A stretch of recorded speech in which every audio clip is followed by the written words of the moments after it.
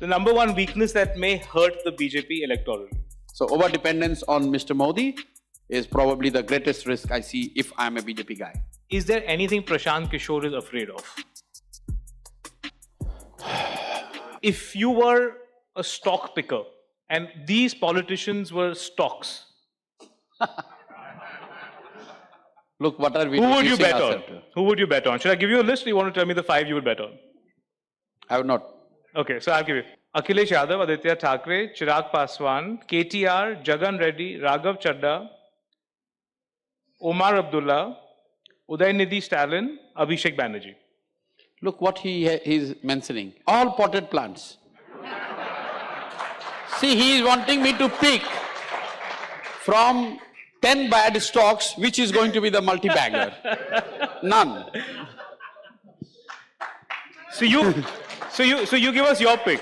Sorry? You give us your pick. Who's No, the two or three stocks that you think? I don't know the name, but I will just borrow something which I heard from Mr. Gates.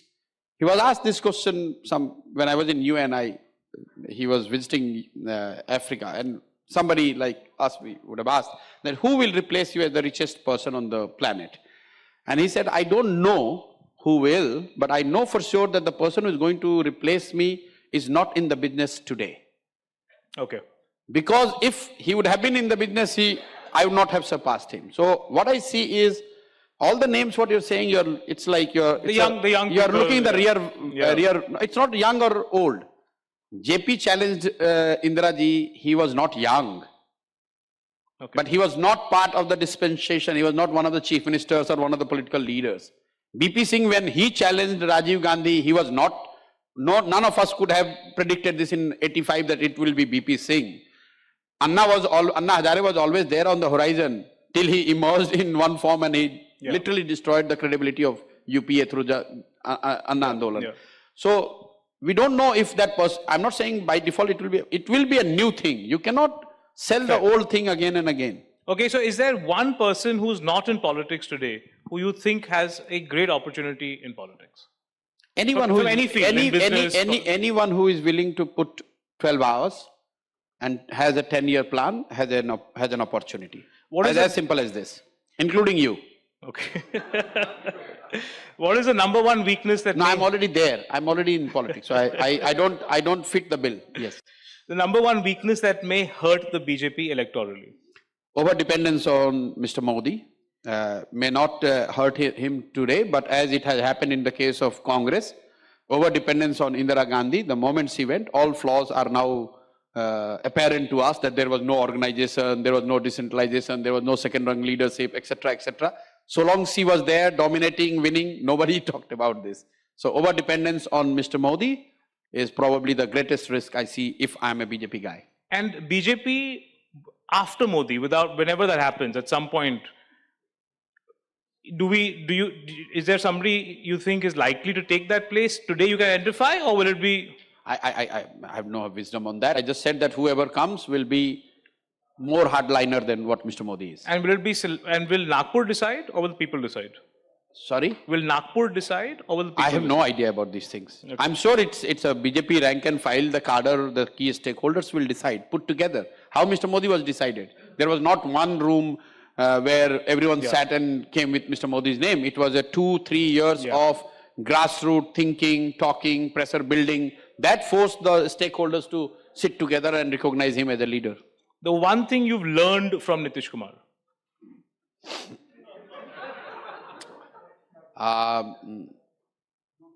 No, not U-turn. The ability to maneuver and gain from the place of weakness is something which I would like to learn. He's very weak. He doesn't have anything to back. Forget about this presently what he has done. To remain Chief Minister of a state as big as Bihar, as complex as Bihar, the person, he has never worked from the position of strength. In fact, once in his life he has tried to work from position of strength. That was 2014 and he was reduced to 2. So since then he has learned that, some of these leaders, including Mr. Vajpayee, Narasimha Rao, these were the leaders who knew how to win from the position of weakness. So sometimes it is, in reality, they are on the weak position and they also make you believe what we say, koi isse nahi darta hai. So everyone comes around, okay, he's an harmless guy. So it's an art and a great weapon to have. It's meant to be rapid fire, but I can't resist. Is there one story, one anecdote you can tell us that shows where he used position of weakness to his advantage? Because you stayed with him, you were like very, Yes, I did.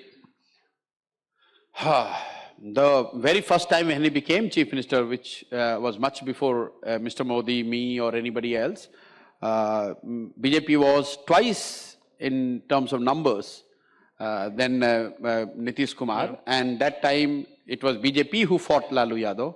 But Mr. Nitish Kumar successfully persuaded or managed to convince the central leadership of BJP, Mr. Bajpayee, Advani, Arun Jaitley, all put together, that, this caste bogey, he understands caste very well. So he plays it very well. So he played that idea that only if you have you have me, then I can manage the caste thing. Otherwise, the Mandal thing will not let BJP to kind of win the state. Would you advise state parties to push for caste census? Not at all. Okay. State parties, yes. National parties, no. Okay. I think Congress made a big mistake. Congress leadership is completely, I would say, ill-advised by making this as a central issue. I've said this before and they've already paid price. Probably one of the reasons was, when you are a national party, Lalu Yadav saying that there should be a caste-based census is one thing and Congress to say is a different thing. And they paid a heavy price to my mind in Madhya Pradesh and Chhattisgarh for overplaying this card, which again they would realize like it happened in Rafale. Congress present leadership is overplaying this caste thing. It is only going to divide society. It will disturb their core support, whatever is left, and it will not fetch any incremental vote either. The one secret ingredient behind Naveen Patnaik's political longevity? Just remaining out of sight. So difficult to attack. So if you're not visible, it's very difficult to attack. You tell me if you and I have to start, we want to attack Mr. Naveen Patnaik, what do you attack him on? Except for the fact that he's invisible. You don't attack him anything because he doesn't give you anything. Okay. It's just like when you're bowling, you just bowled on the six stumps outside off stump. So there is no question of it. Just you can't do anything but to leave the ball. Let it go to the wicket keeper. Yeah. If Mayawati today were to call you and ask you for advice, what would you do? I would say that I have retired. Okay, but if you're reading Mayawati's book today, what chapter are we on? Where do you? Because that's one interesting personality who's. I'd say the last chapter is already written. The BSP Andolan has been killed, or rather traded, to become the chief minister. And this is what happens when you trade the long-term goal with the short-term gain. So BSP, if it would have stayed the path, I'm one of those who believe that this could have become one of the national parties in true senses. But in their pursuit to become the ruling party in UP, they made too many compromises, probably diluted the Andolan of this Dalit empowerment and a political party where Dalits were the Anusuchit Jati, they don't like to be called Dalit, Anusuchit Jati, SCs are at the core. That got diluted and hence when there is no soul, then body can last only that much. If the BJP were to call you today for advice on 2024, will you accept their offer or? No, why would they call me, first of all? And even if they call, why would I go? I have left them long back. Okay. It's not about BJP or BSP. I have left that domain 2021. It's just that you guys can't stop calling me the political. I find the funniest thing is that I'm called to talk about the entire politics of India. But if I say that in Bihar, Jansuraj will do well, people say, oh, he doesn't know what the politics of Bihar. No, I don't know politics of Bihar, but I know politics of whole of India. What will happen to BSP, to BJP, to Lalu, to Rahul. But I don't know what is happening to Jansuraj. And I find it very funny when journalists write this. I say, there's no problem in them saying that I don't know about Bihar and politics. But the same journalists, when they say that I know anything and everything about politics in India, that is contradictory. But so make up your mind, what do you think? If I know about politics of India, I know a little bit at least of that of Bihar. Okay, which institution has a better finger on the population, on the pulse of the nation, RSS or BJP? Any day, RSS. Okay. Not because who they are, it's just because the farther you are from the power, better you are, you're more likely to be closer to what people think. There is this line which I always say, हम लोग बच्चे में पढ़ते हैं कि राजा जब भेष बदल कर निकले तो उन्हें पता चला. This is a great line of wisdom. No matter who is the king, no matter how smart you are, no matter how big is your tantra of data and information collection, so long people know that you are a king, you'll never going to get the right information. Yeah. तभी तो ये कहा जाता है कि ये राजा जब भेष बदल कर निकले तो उनको पता चला कि प्रजा को ये दिक्कत है. And that's the challenge. Every person who sit on the chair, he has, and that is what this fancy word of anti-incumbency. All those who reach that position, they have gone through the grind. They have gone through bottom up only, most of them. They just, at some point of time, they get completely disconnected because everyone who comes, they tell you only the right thing, what you want to hear. Or even if you say that, tell me the truth, you'll say, nahi sir, sab to theek hi hai, thoda sa ye lag raha, jara sa isko dekh lijiyega. Yeah. Of all the people you've worked with, who was the most challenging client? Nobody has been a client. So I never worked, I was a political aide. I have never worked in this client relationship. Okay, otherwise, I would not client, have this you don't live with your clients. No, that's true. Okay. So between Stalin, Mamta, Kejriwal, Jagan, Uddhav, Nitish and Amrinder, which campaign was the toughest for you?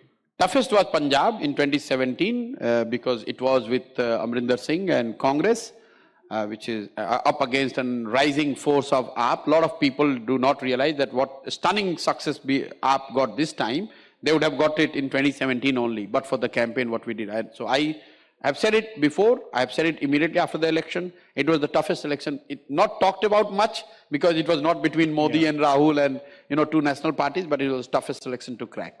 Because when we started, Congress was somewhere around mid-20s and Aam Aadmi Party was polling 50%. And every day we used to go and look at data and say, nothing is moving. And 6 months, the needle didn't move. But there came an opportunity and we just literally, electorally, we killed them. So it was tough. And out of all these names that I said, you have people who you've worked very closely with, who's the one person you've learned the most from? I learned from everybody.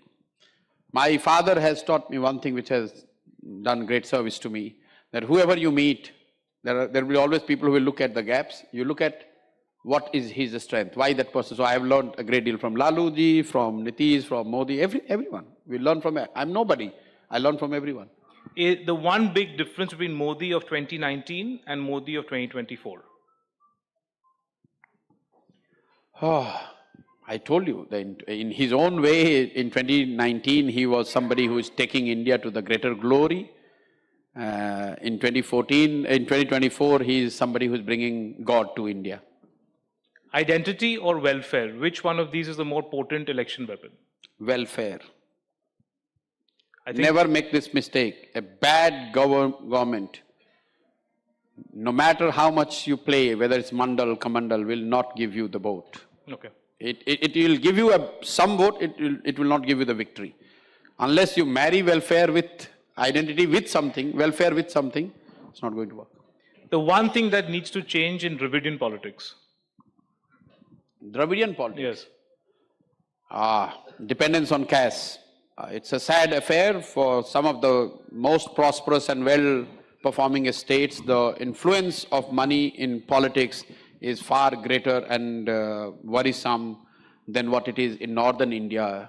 So elections in Tamil Nadu, Andhra, Telangana, Karnataka, to some extent now in Maharashtra also, are becoming so expensive, and the money which we hear and see, it's just unimaginable. An MP, a member parliament in Tamil Nadu, the money which they spend, probably that money is good enough to fight the whole state in north.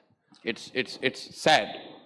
If you were today to predict how many seats for BJP, how many seats for NDA? Would never do that. I never never do this. That. I know. I would never do this. I would say that as of now, Modi-led NDA or BJP